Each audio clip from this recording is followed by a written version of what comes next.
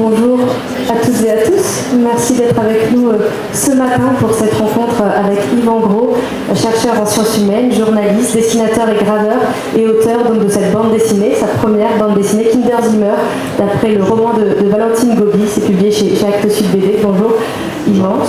Et avec Bruno Marivin, dessinateur d'Oradour, L'innocence assassinée. C'est une bande dessinée publiée chez Anspach. Le scénario est de Jean-François Mignac et les couleurs de Cerise. Bonjour. Bonjour. Comment et pourquoi raconter et montrer le pire? C'est la question que nous allons nous poser pendant un peu moins d'une heure. On va parler de ces deux livres qui racontent des choses essentielles. On va parler de cette mémoire qui perdure, de l'importance de raconter des événements qu'on a l'impression de connaître parce qu'on nous en a parlé, parce qu'on en a parlé, mais l'importance aujourd'hui de continuer à publier des livres tels que les vôtres. Bruno, en juin 1944, 643 civils sont massacrés à Oradour-sur-Glane. Et pour parler de ce livre, il faut avant tout parler de Robert Hébras, je ne sais pas si on dit Hébras ou Hébras, qui a initié ce projet. Est-ce que vous pouvez nous raconter comment ce projet est né? Alors, ce projet est né avec surtout la participation de Jean-François Mignac. C'est lui qui est au départ de cette aventure et la rencontre avec Robert. Au départ, Robert Hébras n'était pas, il était resté sur les livres classiques pour raconter ces histoires. Et depuis un moment donné, on lui disait que la BD, ça peut être un autre moyen de sensibiliser un autre public. Et donc, à un moment donné, c'est décidé et il était d'accord avec l'association des victimes. Et c'est parti avec ils ont rencontré Jean-François et puis ils se sont mis au travail. J'ai dit que tout Robert, c'est le dernier, Robert est le dernier survivant qui est disparu, ça fait maintenant au mois de février 2023. Et donc voilà. Et il reste une autre survivante, mais elle qui n'a pas été, si on peut dire, raflée. Elle est restée un petit peu de côté, mais elle a subi les événements quand même. Voilà. Donc vous l'avez dit, il y a cette rencontre entre Jean-François Mignac, donc le scénariste, avec Robert Hébras, avec l'envie de l'association de raconter cette histoire. Est-ce que vous vous souvenez de quand on vous a proposé ce projet et quelle a été votre réaction? Parce que, encore une fois, c'est un événement qu'on connaît toutes et tous, donc j'imagine qu'il y a quelque chose d'aussi un peu vertigineux quand on nous propose de raconter cette histoire. C'est-à-dire que vous choisissez Jean-François, c'est Jean-François qui m'a proposé, si on peut dire, cette aventure, de participer à l'élaboration de cette BD, et bien sûr avec l'aval de Robert et puis de l'association des victimes. Donc tout s'est fait, le scénario a été lu et relu d'une part, et il a été validé par ces personnes. Et à partir de ce moment-là, moi j'ai travaillé, j'ai rencontré d'abord Robert, et je l'ai rencontré au sein même d'où il a été victime. Et on va parler de la façon dont vous avez travaillé. Comment est-ce que Robert, qui a vu une quarantaine de pages finalisées de cette bande dessinée, a corrigé, parfois précisé des choses? Comment est-ce que vous avez travaillé aussi à partir de ces archives? Mais avant de parler de la réalisation concrète de l'album, j'aimerais qu'on parle de la genèse de votre livre, Yvan, Kinderzimmer, qui est donc l'histoire d'une femme, Mila, déportée à Ravensbrück alors qu'elle est enceinte. 123 000 femmes ont été déportées à Ravensbrück, plus ou moins 8 000 françaises. Vous racontez au début de la bande dessinée sa genèse, et j'aimerais que vous puissiez nous en dire un mot aujourd'hui à Brive. La rencontre avec Mounette, sa colère, puis la lecture du roman de Valentine Gobi, Kinderzimmer, et le sentiment que c'était avec ce récit que vous alliez pouvoir raconter ce que vous aviez profondément envie vous-même de raconter avant de lire ce roman. Alors, Mounette Simone Gournay était présidente de l'amicale de Ravensbrück, ancienne déportée elle-même. Et je l'ai rencontrée alors que je faisais des voyages, j'accompagnais des voyages de mémoire et des élèves qui avaient gagné le concours de la résistance. C'est au cours de ces différents voyages que j'ai pu sympathiser avec elle et avec d'autres anciennes déportées, dont Marie-Jo Chambarbelot. Et au fur et à mesure des voyages, celle-ci m'a demandé de faire des restitutions et elle réfléchissait à la manière transmettre sa mémoire au-delà de sa propre présence, parce qu'elle savait qu'elle allait pas pouvoir témoigner, c'était une de ses fonctions de témoigner très longtemps, et elle m'a demandé donc, de faire cette bande dessinée. Et elle était même, il y a de la colère, c'est-à-dire qu'elle est à un moment dans la collection du mémorial, elle dit mais aucune photo ne nous montre dans notre état réel, d'où l'importance du dessin, là en l'occurrence, pour raconter ça. C'est vrai, le mémorial de Ravensbrück avait été remanié, il a rouvert en 2011 ou 2012, et elle était bouleversée par le caractère aseptisé du musée. Et elle ne voyait pas en fait comment le musée serait susceptible de rendre compte de cette mémoire. Et voilà, elle voulait trouver un autre médium. La bande dessinée pouvait être...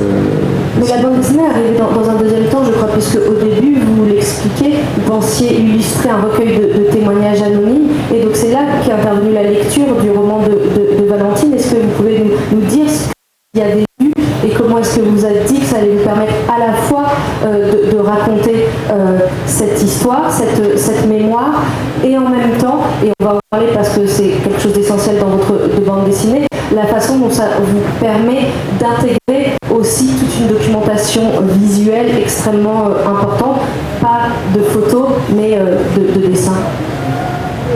Exact. Au départ, au cours de ces restitutions, j'avais essayé plusieurs j'étais graveur, donc je faisais des gravures sur le thème de Ravensbrück, et j'avais invité à l'occasion Valentine Gobi qui venait de sortir son livre, et elle a lu des extraits, et c'est comme ça que j'ai découvert son livre. Mais en amont, j'avais fait d'autres tentatives. J'avais essayé notamment d'illustrer Les Françaises à Ravensbrück, qui est un recueil de témoignages qui a été publié en 1965 et qui était intéressant parce qu'il faisait consensus à un moment donné où les associations déportées étaient en plein conflit. Il y avait des associations d'obédience communiste, d'autres gaullistes, la FNDIR, la DIR, et elles ne s'entendaient pas. Mais dans ce recueil-là, il y avait des grandes résistantes, comme Marie-Paul Vaillant-Couturier, comme Geneviève de Gaulle, comme Germaine Tillon, et elle était capable de fédérer en fait toutes ces instances-là. Et donc j'avais l'intention d'illustrer ce recueil-là. Mais en même temps, c'est très fragmentaire et il est très difficile de tirer un fil narratif suffisamment... il est trop ténu en fait, et suffisamment puissant pour raconter une histoire. Donc le roman de Valentine Gobi est apparu, a été publié à point nommé en fait, pour résoudre ce problème de tension narrative. Et donc je l'ai utilisé aussi comme prétexte pour faire émerger des dessins. Minette Simone Gournay m'avait remis dans l'idée de faire une bande dessinée des dessins d'anciennes déportées, notamment des dessins de France Odoul, de Jeannette Verminier, d'Eliane Jean-Garon. C'est autant de femmes que je pense vous ne connaissez pas, et parce qu'elles ont publié à un moment donné dans des petites brochures, des brochures municipales ou au cours de l'exposition, des dessins qui ne sont pas parvenus au grand public en fait. Ou alors, pour certains dessins, ils n'ont jamais été publiés. Donc c'était le moyen, le prétexte de faire émerger des dessins et une connaissance, un savoir sur la déportation, et en particulier sur ce camp-là, le camp de Ravensbrück, qui n'est pas forcément aussi très connu. Quand on pense à la déportation, on pense immédiatement à Auschwitz, à d'autres camps, et celui-ci a une histoire spécifique. Il a une histoire spécifique parce qu'il raconte l'histoire de femmes qui étaient déportées, Ravensbrück étant le plus grand camp de femmes du Troisième Reich. Une trentaine de dessinatrices sont connues et à peine une dizaine d'entre elles ont pu sauver les dessins réalisés pendant leur détention. Les autres ont dessiné à leur retour de camp. On va vous allez nous raconter comment est-ce que vous avez travaillé à partir de ces dessins, comment est-ce que vous les avez intégrés à votre récit, et aussi comment est-ce que vous avez travaillé avec le texte de Valentine Gobi, parce que j'imagine que c'était aussi un des grands enjeux de réussir à faire en sorte de faire entendre la langue de Valentine, tout en étant évidemment dans une bande dessinée et avec la question du placement du texte, puisque la bande dessinée c'est donc le rapport texte-image en permanence. Mais j'aimerais, Bruno, qu'on parle de ce qu'a dit rapidement Yvan, mais il disait Mounette avait la volonté qu'il y ait une bande dessinée. C'est dit à un moment par Jean-François Mignac, et encore cette bande dessinée n'aurait pas été possible, qu'il y avait des freins qui étaient mis à l'idée de et qu'aujourd'hui on a cette et je pense à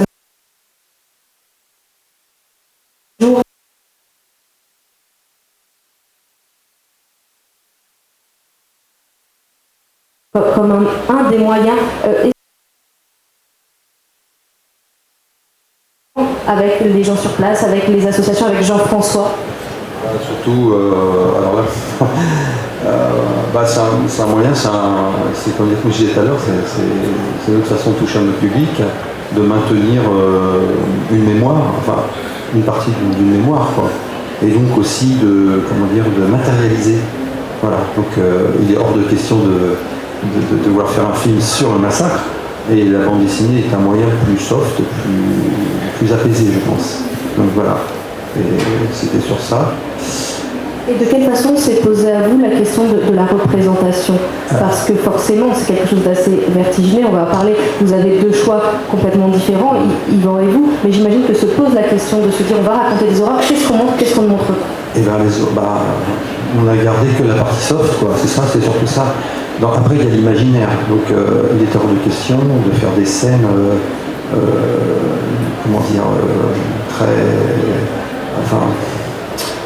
mince, où on montre l'inacceptable, quoi. C'était ça. Et après, c'est l'imagination de chaque individu qui va faire la part des choses dans le massacre. Donc il y a eu des choses qui n'ont pas été relatées, mais déjà suffit à ce qui a été fait dans les gros pôles, quoi. Enfin, que ce soit l'église ou la grange où comment Robert a subi ses agresseurs. Et donc tout, ce que je veux dire, c'est que c'est un petit peu, c'est ça qui il est hors de question. Et en discutant avec les victimes ou les gens en mémoire, on sent bien que c'est tendu. Voilà. Pour moi, c'était déjà de mettre un frein à des scènes violentes, quoi. Enfin trop violentes, quoi. Ce qu'il faut dire, et vous pourrez le voir en feuilletant les deux albums, c'est qu'on est dans des traitements graphiques extrêmement différents. C'est-à-dire que vous êtes dans une histoire avec un dessin réaliste, là où Yvan, vous utilisez énormément la métaphore graphique, et on va sans doute pas évoquer toutes les trouvailles graphiques qui sont au cœur de votre livre. Il a vraiment fallu trouver la façon de représenter, par exemple, quand dans le texte de Valentine, on peut lire la plaie, le puits qui coule comme un marbre fleur de péché. D'un seul coup, comment est-ce qu'on va pouvoir représenter ça? Et Valentine, dans sa préface, pose cette question-là, qui je pense est une question qui vous a occupé un long moment, et je vais la lire parce qu'elle le dira beaucoup mieux que moi. Donc, Valentine écrit dans sa préface: dans cette adaptation de Kinder Zimmer, Yvan Gros s'appuie sur la trame du roman, mais transpose à la problématique de l'image la complexe question de la collaboration, du témoin, de l'historien et de l'artiste pour restituer une vérité, et la réflexion sur l'écart entre entreprise mémorielle et temps de l'événement. Il se demande s'il est possible et à quelles conditions de représenter aujourd'hui le monde écroulé de Ravensbrück.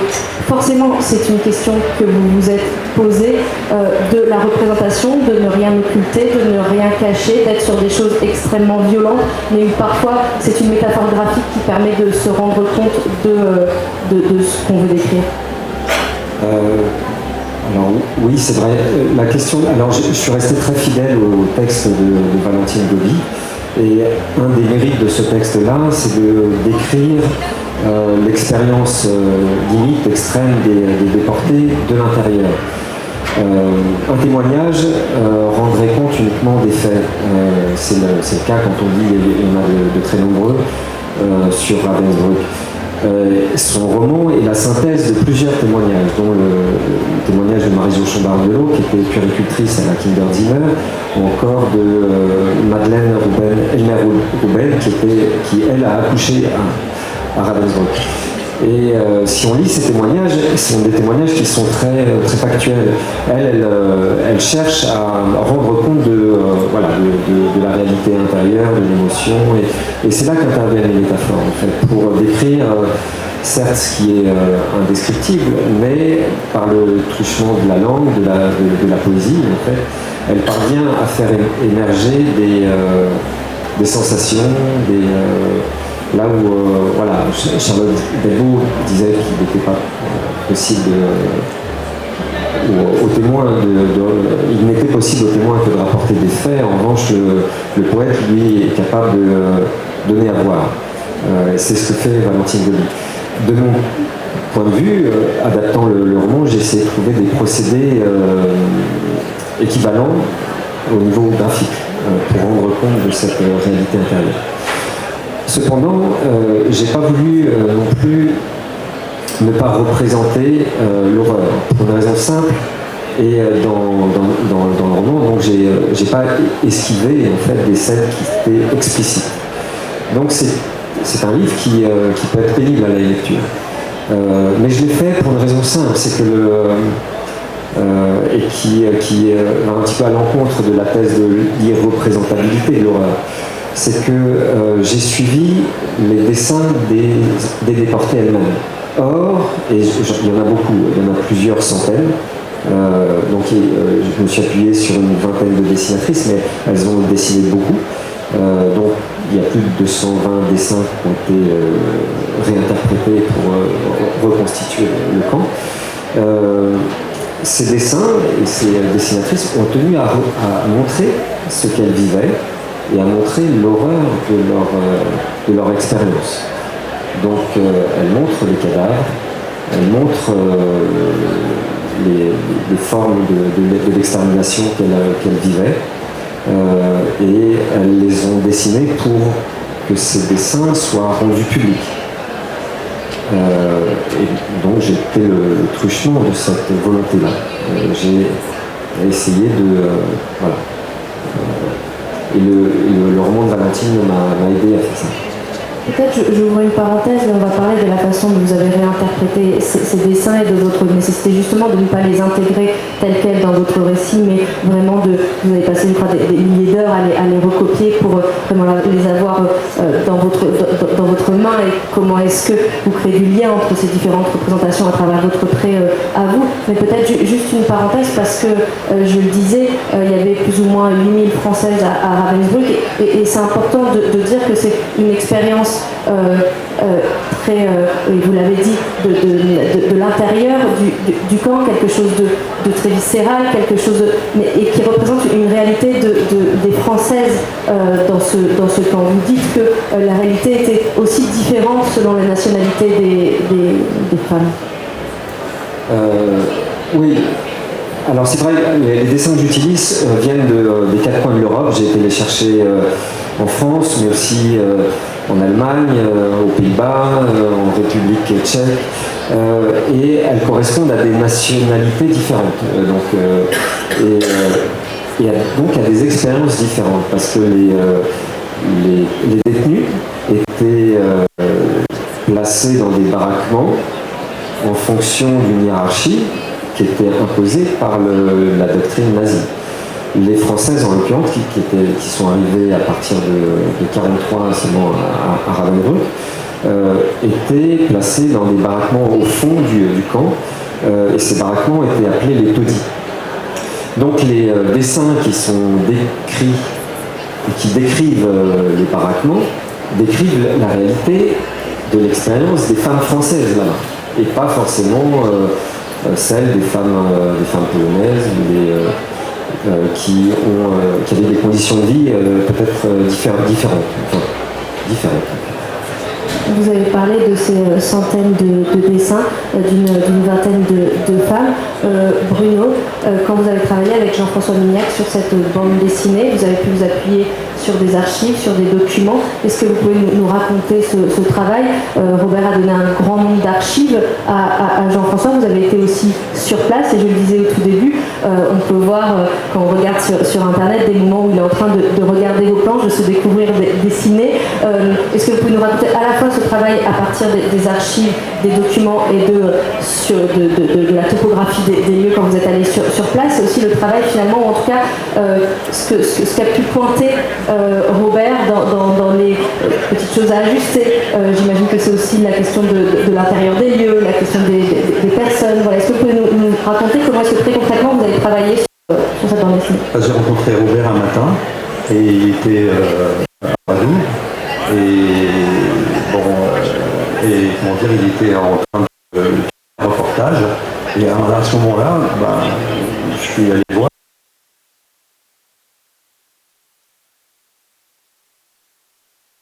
Et à partir de ce moment-là, on a discuté, je lui ai demandé comment ça s'était passé, les lieux. Alors il m'a montré son échappatoire, comment il a pu fuir, parce que c'était un petit peu une voie sans issue. Et pour me permettre de réaliser déjà cette scène capitale, quoi. Cette scène capitale. Et avant, pour faire le montage du village, pour faire la représentation, puisque il reste des murs, et encore depuis toutes ces années, ça s'érode à grande vitesse. Et donc je me suis appuyé sur un architecte qui a fait représenter la rue principale en 3D. Donc je me suis appuyé sur ça, sur les photos de Robert, de sa documentation. Et par exemple pour la maison de Robert, donc là il m'a donné des indications de comment était la maison, une grande table, un cellier qui était sous la maison, les chambres étaient en haut avec un escalier, et puis bon, pas oublier que tout le monde n'avait pas l'eau courante, et donc il y avait énormément de pompes à eau dans le village, avec un réseau, quoi. Et donc moi j'ai fait une impasse sur les dessins des États-Unis, mais elles y sont. Et donc je me suis aussi appuyé sur des vues aériennes 3D de cet architecte, et donc j'ai reconstruit au fur et à mesure, et en parallèle en regardant les photos. Et chaque photo, soit c'est un mariage, et je regarde à chaque fois le bâtiment qui se situe à l'arrière-plan. Et donc ça me donnait déjà une idée. Et tout ce que j'ai pas représenté, c'est parce que il y a un vide, quoi, voilà. Quelle émotion est-ce que ça a été pour Robert de se voir dessiner? Est-ce que vous avez dessiné quelque chose dans sa réaction ou dans une inflexion de voix? Du sourire, mais il ne l'a pas dit, franchement, quoi. Non, un sourire. Moi, je pense que s'il y avait quelque chose qui l'aurait un petit peu choqué, il l'aurait dit, quoi. Non, mais même l'association, quoi. On est resté. Le Robert que j'ai dessiné, c'est un Robert imagé, quoi. Enfin, il y a très peu de photos. Il est de face à chaque fois, et j'ai pas le profil, donc j'ai inventé un petit peu, quoi. Et pareil, à un moment donné dans la BD, on a mis Camille Sénon, qui est la dernière survivante que j'ai dit tout à l'heure. Elle va sur ses 100 ans, elle vit encore, elle est à Limoges, et pareil, je l'ai un petit peu imaginé autrement de ce qu'elle était, quoi. Voilà. Ils sont devenus des personnages de bande dessinée. Ouais, tout à fait. Mais il y a quelques personnages qui ont été représentés, le maire, il y a certains personnages que j'ai remis quand même, que je me suis approprié par rapport aux photos, quoi. Et les photos, il n'y en a pas non plus des tonnes, puisque beaucoup ont été détruites lors des incendies des maisons, quoi. Et qu'est-ce que, je le disais, au Radour, on connaît toutes et tous, on a l'impression de connaître toutes et tous ce qui s'est passé. Alors à travers le témoignage de Robert, on est vraiment au plus près de cette terrible, de ce qui est arrivé.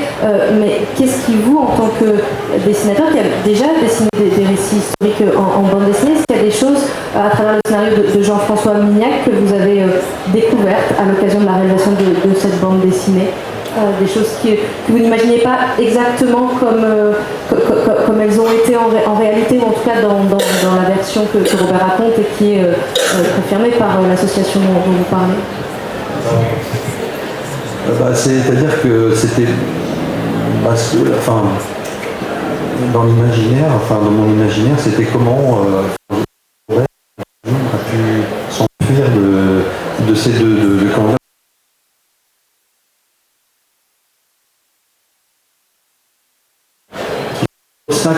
sortir, quoi. C'était une ancienne table. Et ça, c'était un petit peu... Alors, il m'a expliqué, mais... sans fuir, il n'y a pas de souci hein, là-dessus. Mais il y avait quelques... comment dire... il y avait quelques petites... enfin, il y a des petites choses qui m'embêtaient un peu, mais bon, j'ai pas trop... on n'assiste pas trop avec une personne d'un certain âge, quoi. Et puis bon, il y a une mémoire aussi sélective peut-être de sa personne. Peut-être qu'on oublie certaines choses qui ne sont peut-être plus à ses yeux essentielles, quoi. C'est ça. Yvan, sur ce travail qu'on a commencé à évoquer, sur le travail de documentation, on a parlé de tous ces dessins des femmes. Il y a aussi beaucoup de lectures, j'imagine. Est-ce que vous pouvez nous raconter? Je disais des milliers d'heures à redessiner ces dessins. Il faut dire que c'est un livre sur lequel vous avez travaillé pendant une dizaine d'années. Et comment est-ce que vous avez, ce sera peut-être dans un deuxième temps, mais vous disiez, j'ai vraiment pris les mots de Valentine Gaudy, ce choix d'avoir le texte réellement séparé des images qui sont dans des cases comme les images. Comment est-ce que vous avez très concrètement travaillé ce récit? C'est vrai que j'ai travaillé donc, pour la reconstitution à partir des dessins. Il y en a beaucoup, de styles très variés, mais aussi foisonnante est la documentation. Elle est forcément lacunaire. Donc il faut forcément trouver un moyen pour compléter et avoir recours à l'imagination. Didier Huberman, qui est un penseur spécialiste de la représentation de la Shoah, racontait dans Images malgré tout que pour se souvenir, il faut imaginer. On ne peut pas échapper à ce travail. S'il y a travail de mémoire, il passe par cet effort d'imagination malgré tout. Même si on doit être le plus rigoureux possible, même si on doit faire preuve de retenue morale par rapport à des dessins, par rapport à une histoire qui est terrifiante, si on doit se prévenir contre toute forme de voyeurisme, eh bien, on doit avoir recours nécessairement à l'imagination. C'est simple, quand on va à Ravensbrück, quand on se promène dans le mémorial, parce qu'on s'y promène, comme dans un parc, eh bien, il n'y a rien. Il y a simplement au sol l'emplacement des baraquements, mais il n'y a absolument rien. Donc comment faire pour se représenter, même en tant que simple visiteur d'un camp de concentration, comment on fait pour se représenter cette histoire-là? Il n'y a que l'imagination. L'auteur de bande dessinée a recours à sa propre imagination. Il va utiliser des documents, il va utiliser des... Mais et le lecteur à faire cet effort-là de mémoire. Mais ça passe par l'imagination. Mais en contrepartie, dessus. Et c'est la raison pour laquelle d'un côté il y a des dessins et de l'autre côté il y a des textes qui permettent de garder une distance critique par rapport à ces représentations-là et d'être conscient qu'il ne s'agit que d'une représentation.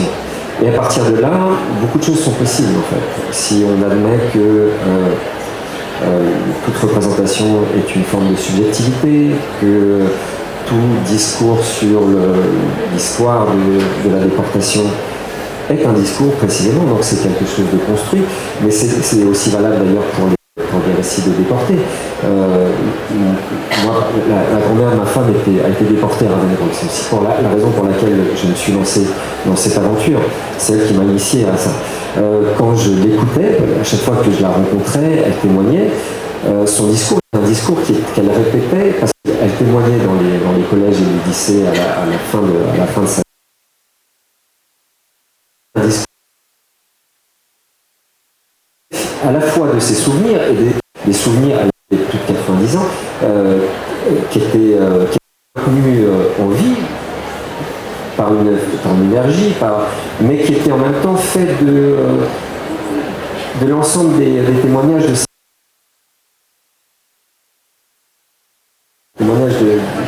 tous les soit-il, c'est aussi un témoignage, un discours au courant de ça, il faut en être conscient.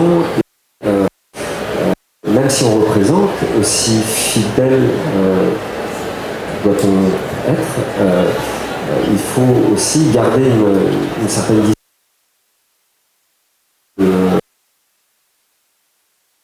de ces représentations, de ces planches, et à la restitution de cette mémoire. Est-ce que vous pouvez nous parler de cette nécessité qui vous est apparue de redessiner tous ces dessins, de la façon dont vous les avez intégrés? Est-ce que ça a été dès le départ évident que vous n'alliez pas intégrer ces dessins tels quels, qu'il fallait qu'il y ait une unité, mais qu'il fallait en même temps garder l'essence de chacun de ces dessins dans ce qu'ils portaient, dans ce qu'ils faisaient ressentir? Comment est-ce que vous avez travaillé à partir de tous ces dessins que vous évoquez? Il y en avait des centaines, 220 je crois. Oui, alors c'est vrai que ça faisait un ensemble hétéroclite. Je me suis demandé avec l'éditeur si on ne devait pas reproduire directement ces dessins. Le livre est lui-même assez complexe, il y a plusieurs niveaux. Il commence avec un reportage.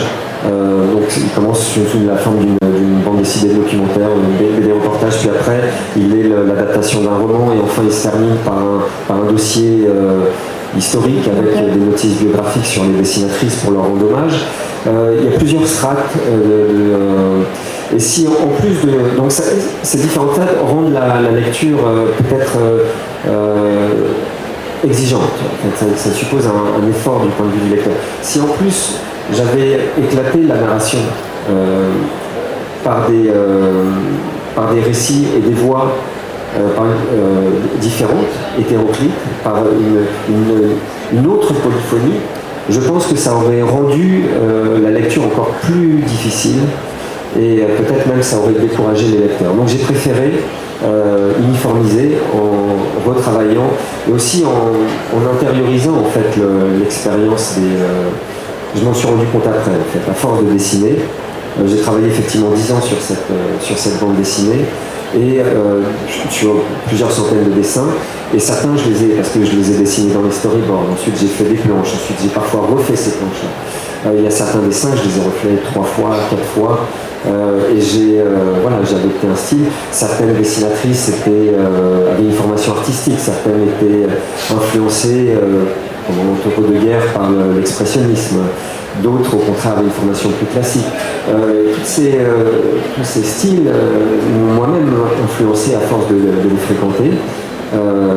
J'ai acquis à force de fréquentation une forme d'intimité aussi avec le document, le témoin, au point que en voyant certains dessins, je confondais, je me demandais, j'ai ouvert certaines fois le livre, je me suis demandé, c'est qui a dessiné, et je me suis aperçu en fait c'était moi qui dessinais, c'était pas Marie-Alice Constant-Lehmann, qui est une des dessinatrices, une dessinatrice polonaise allemande. Elle était connue comme étant la Ketkolwitz polonaise, et Ketkolwitz étant une artiste expressionniste allemande des années 30.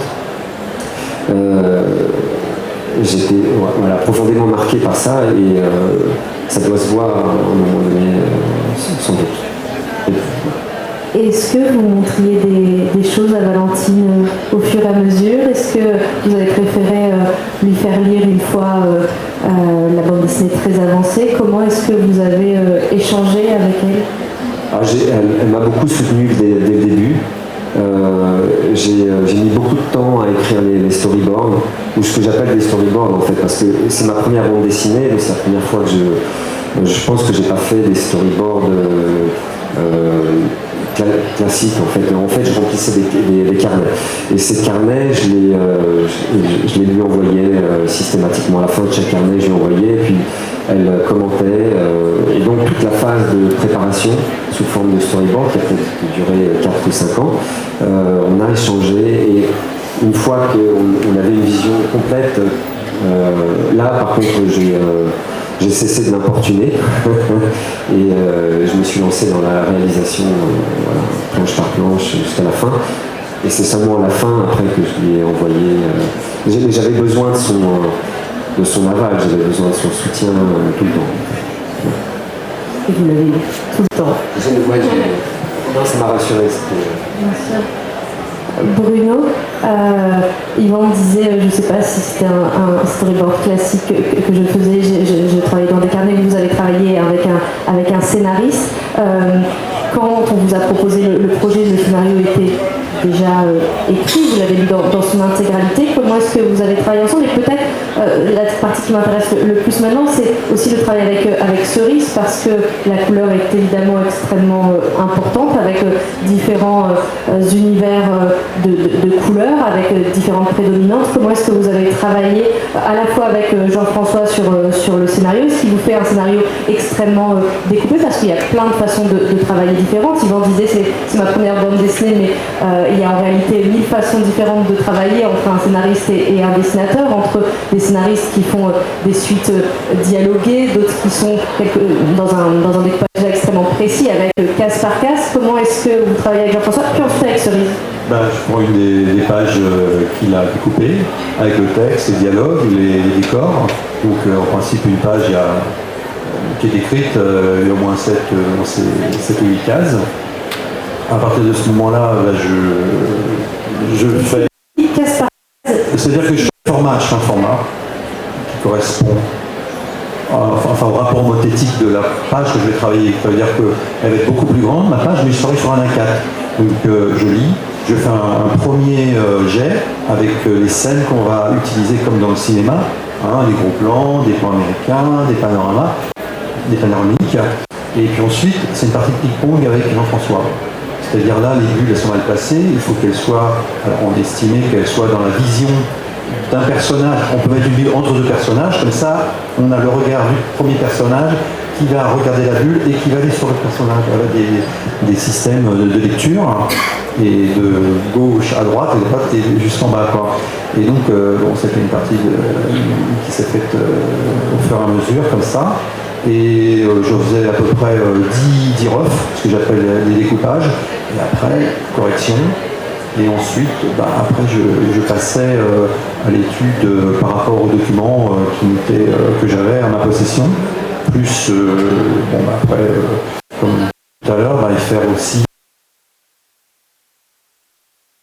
Et donc, c'est comme tous les villages de France. Tout le monde n'a pas les mêmes... si je réfère à ma vision des années 60 en Bretagne, il n'y avait pas de parquet dans certaines maisons, mais il y avait de la terre battue. Donc tout ça, j'ai pu retranscrire aussi. J'ai utilisé tout ce que j'avais pour mettre dans les annotés. Vous voyez, telle bicyclette, telle voiture, tel personnage, tout est annoté sur mon ref. Et à partir de ce moment-là, je vais prendre mon coefficient, je vais prendre ma grande page. C'est un peu mécanique, et ça va être au cordeau. Tout ce qui a été fait au ref, moi je fais mon ref au cordeau. C'est-à-dire que ça correspond exactement à ce qu'on a en définition. Et après, je crayonne, et après je vais passer à la phase d'ancrage. Cerise. Et avec Cerise, alors j'ai déterminé, je voulais pas de couleur naturaliste, je voulais quelque chose de plus, une ambiance, quoi. C'est-à-dire on prend une couleur et après c'était de jouer dans ce camailleux-là. Et donc en fonction des scènes. Voilà, si on a une scène qui se passe sur une page, elle va utiliser une couleur particulière, et si on a 3 ou 4 qui se passent par exemple en extérieur, elle va utiliser les mêmes couleurs. Donc c'est des références, voilà, on va mettre une certaine charte graphique avec Cerise, quoi. Donc elle a fait quelques essais, et puis à partir de ce moment-là, je dis, là, c'est bien parti, quoi. On peut continuer l'aventure, quoi. Et autrement, j'ai jamais eu trop je suis pas trop non plus un tortionnaire sur les coloristes, quoi. Mais je dis, il y a une certaine liberté de s'approprier après, comme moi je le fais quand j'ai un scénario, c'est de s'approprier l'histoire, quoi. Et bon, au Radeau, on fait partie. J'ai pris à mon compte, quoi. Yvan, Bruno parlait du storyboard, et ensuite la réalisation de la planche, l'ancrage. Avec quels outils est-ce que vous avez travaillé? Au crayon dans vos carnets, ensuite au pinceau et à l'aquarelle. Est-ce que vous pouvez nous dire comment est-ce que vous avez réalisé d'un point de vue technique votre bande dessinée? Alors dans les carnets, c'était crayon et aquarelle, effectivement. Je suis très à l'aise avec les aquarelles. Ensuite, sur les planches, j'ai uniquement fait les traits sur papier. donc l'ancrage sur papier. Et en revanche, pour la colorisation, en fait, c'est une bichromie.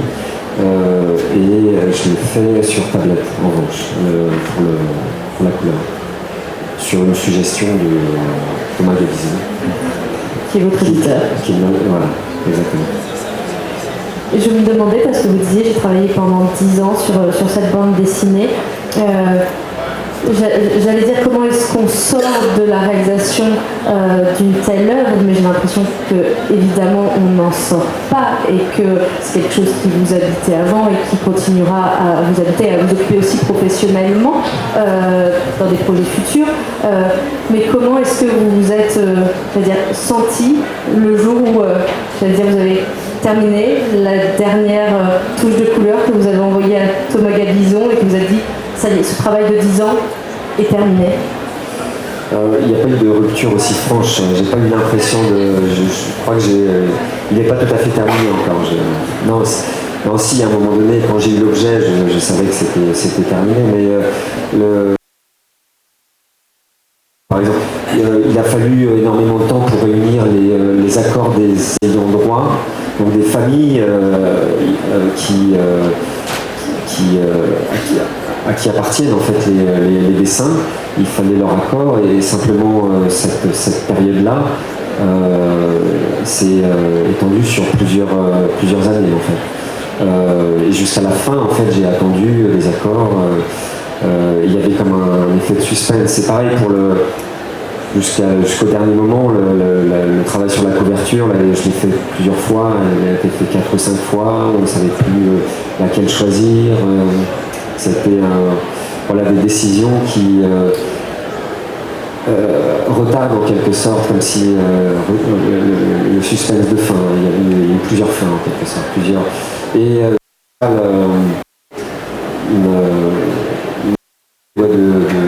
d'ouvrir, faire un autre ouvrage. Les dessinatrices, il y a Liolor qui était une peintre qui est décédée à Ravensbrück, mais par une de ses camarades à Saint-Denis, et sa petite nièce a écrit sa biographie. Elle s'appelle Marie Charel, peut-être vous la... Et elle m'a demandé donc de faire une nouvelle adaptation graphique de cette histoire. C'est une histoire passionnante. Elle se termine aussi à Ravensbrück, donc c'est une histoire tragique. Mais c'est l'histoire aussi d'une femme qui elle n'a pas supporté les conditions de vie extrêmes. Mais il faut aussi raconter toute la vie antérieure. Elle est née en 1879. Elle s'est mariée avec un aviateur, un as de l'aviation pendant la Première Guerre mondiale.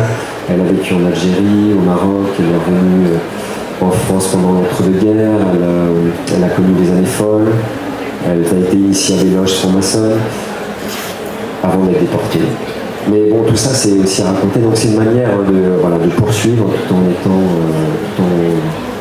trouvant une autre voie mais ça restera une expérience qui m'habite. Je vois qu'il est déjà presque temps de nous quitter. Est-ce que certaines ou certains d'entre vous ont des questions pour Yvan ou pour Bruno? C'est la première question généralement qui est la plus dure. Oui. Parce que vous avez fait énormément de travail quand même. Merci. Merci pour ce travail qui est exceptionnel et très important. Et maintenant, est-ce que vous continuez à apporter ces histoires? Est-ce que vous auprès des jeunes? Est-ce que vous avez dans des réunions, lorsqu'il est sollicité, est-ce que vous continuez à faire vivre ces... Non, malheureusement pas. Je suis pris par d'autres obligations, quoi. Donc, après, c'est plutôt au niveau de l'association. Le relais, c'est plus vraiment moi, quoi. Le livre, il m'appartient plus pratiquement, quoi. Il m'appartient pas, c'est-à-dire, c'est les gens qui vont le faire vivre en parlant déjà. Et puis après, il y aura une vie qui sera... il va aller dans un musée. et puis ce qui va permettre quand même de garder, il est là pour un témoignage, quoi. Hein, c'est ma vision de ce témoignage, voilà, c'est tout. Mais bon, voilà un petit peu, quoi. Si Dinner était dans sa version graphique est sorti fin août, donc j'ai pas encore été sollicité, mais si je suis sollicité pour présenter ce livre-là dans un cadre scolaire, je le ferai volontiers. Est-ce qu'il y a une autre question? Oui, il y a le micro juste derrière vous, monsieur. Bonjour. La question s'adresse à Yvan Gros. Est-ce que parmi les 220 dessins qui ont servi de base de travail, est-ce que il y avait des dessins qui avaient été réalisés par Anna Garcin-Maillade? Oui, absolument. Oui, qui est, alors, je pense que dans le public, il y a pas mal de personnes qui le savent. Elle a été arrêtée à Épinal, elle a été déportée à Ravensbrück, elle était professeure de dessin et elle est venue après-guerre, juste après, je crois 2 mois après la fin de sa déportation, à l'établissement qui s'appelait Cavanis à l'époque, d'Ars Normal maintenant, et elle a été professeure de dessin pendant une vingtaine d'années. Voilà. Et elle a au centre Michelet une salle qui est dédiée. C'est ce que j'allais dire, vous pouvez aller découvrir son œuvre, qui est assez exceptionnelle, au musée Michelet, à Brive. Donc je me suis rendu là-bas, j'ai échangé avec les archivistes. En revanche, j'ai découvert son œuvre tardivement. Donc il n'y a qu'une seule planche dans la bande dessinée qui enseigne une de c'est une scène d'appel. En revanche, j'ai tenu à ce qu'elle figure évidemment dans les notices biographiques à la fin de l'ouvrage pour lui rendre aussi hommage. Merci infiniment, merci beaucoup à tous les deux, merci à vous toutes et tous.